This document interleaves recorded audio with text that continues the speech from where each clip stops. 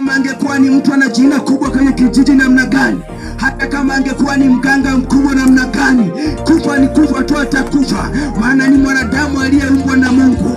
Wanadamu ni maua, tunapita katika dunia hii. Hii dunia sio ya kwetu. Hii dunia wote ni wapitaji. Kama ni wapitaji, tunatakiwa kumwabudu Mungu aliyetuumba. Kama ni wapitaji, tunatakiwa kuishi sheria ya Mungu. Kama ni wapitaji, tunatakiwa kujua maagizo ya Mungu ni yapi. Kama Yesu Kristo alivyoachia agizo wanafunzi wake leo ni watu wanaohubiri Injili, wanaoitangaza Injili ya kwamba waende ulimwenguni mote wakaihubiri Injili ili watu wapate kuokoka. Watakaofanya kuwa mioyo migumu, maandiko yanasema ya kwamba watahukumiwa. Wakifa wataisha kwenye ziwa liwakalo moto. Utapata taabu na shida katika ziwa liwakalo moto. Yatakuweko mateso makali.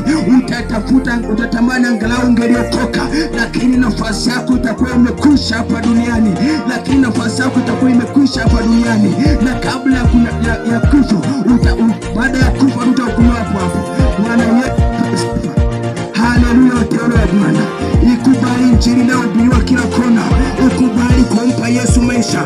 Ukubali kuokoka. Na makanisa yapo mengi yanayotangaza Injili ya kweli, lakini bado utachukua maamuzi. Hebu chukua maamuzi magumu katika maisha yako, maamuzi magumu ambayo hata ndugu zako watabaki wanashangaa, watabaki wanajiuliza maswali, lakini utakuwa umesalimisha maisha yako katika ziwa liwakalo moto. Kubali kuokoka kabla mpinga Kristo ajaja.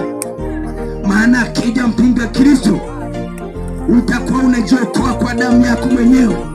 Utajiokoa kwa gharama zako mwenyewe. Yesu alikuja kalipa gharama zote.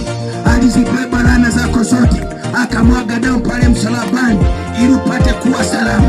Mpinga Kristo atakapokuja, utajiokoa mwenyewe kwa damu yako. Atakuwa akija kuuliza maswali, anaondoka na mkono. Kesho akija anakuuliza swali, unamkubali Yesu au unamkana Yesu? Lakini usipomkubali Yesu ataondoka. Ukimkana Yesu atakuwa tukiwa salama. Hebu kubali kuokoka wakati ukiwa hai. Uzima ulio nao sasa ndio ukupe nafasi ya kumkubali Yesu. Uzima ulio nao ukupe nafasi ya kumkubali Yesu.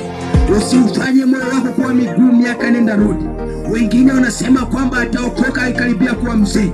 Unajidanganya, kwa sababu hujui siku ya kuondoka hapa duniani. Na ungejua siku ni lini utakufa,